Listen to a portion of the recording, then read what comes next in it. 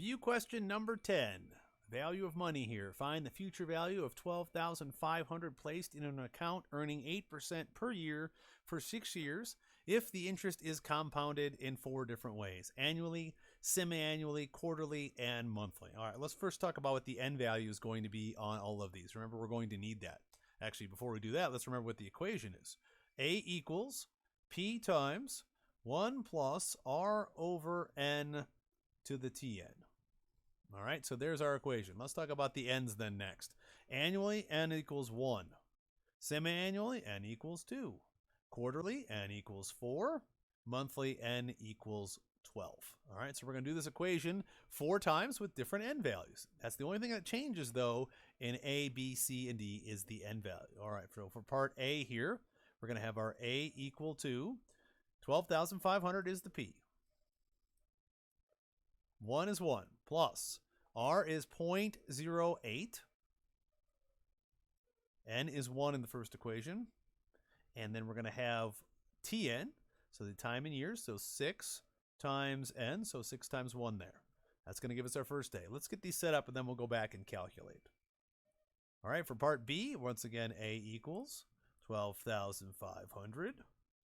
1 plus 0.08. Except this time our n is 2, and so we're going to be dividing by 2. And up here we're going to have 6 times 2. Part C, A equals 12,500. 1 plus 0.08. Except this time we're compounding quarterly, so we're going to be dividing by 4. And we're going to have 6 times 4 as the exponent.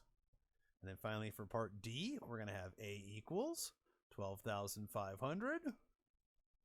1 plus 0.08 divided by monthly 12, and the power will be 6 times 12. Now it's time to ring up our calculators and calculate. So on our first one, we've got 0.08 divided by 1. Yes, I realize that's 0.08, but we're going to do these all the same way. Plus 1 to the power of 6 times 1. That one will leave us 6. I think we can do that one. And then finally times 12,500. Answer for the first one, $19,835.93.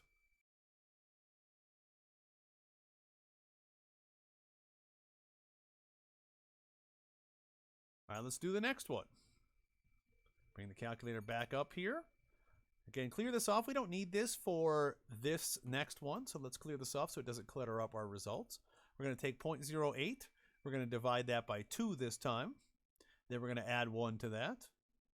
Then we're going to raise that to the power of 6 times 2. I think we can do that one as 12 together. And then we're going to multiply that times 12,500. One thing should be sure before we hit enter here, and that is this amount should be more than the first amount. As you can see, it's $20,012.90.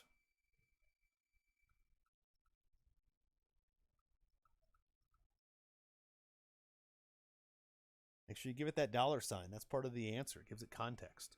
All right, let's do the next one. Again, bring up the calculator. Let's clear the results here.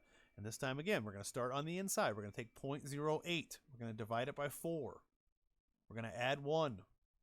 We're going to raise it to the power of 6 times 4. Hopefully you all know that's 24, but if you don't, you can say 6 times 4. Our calculator is smart enough to do it anyway, and then to multiply that times 12,500. Now this should be more than $20,012 if we've done it right.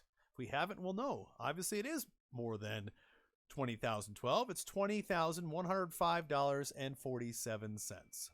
Let's translate that back to the screen. So $20,105.47. All right, and then our last one. Let's bring our calculator back up and calculate. Looks like I've already cleared the results from our last one, but let's go ahead and start at 0.08 divided by 12 plus 1 raised to the power of 6 times 12. If you don't know that's 72, you'll have that, times 12,500. And again, this should be more than 20,105. It is. It's 20,168.78.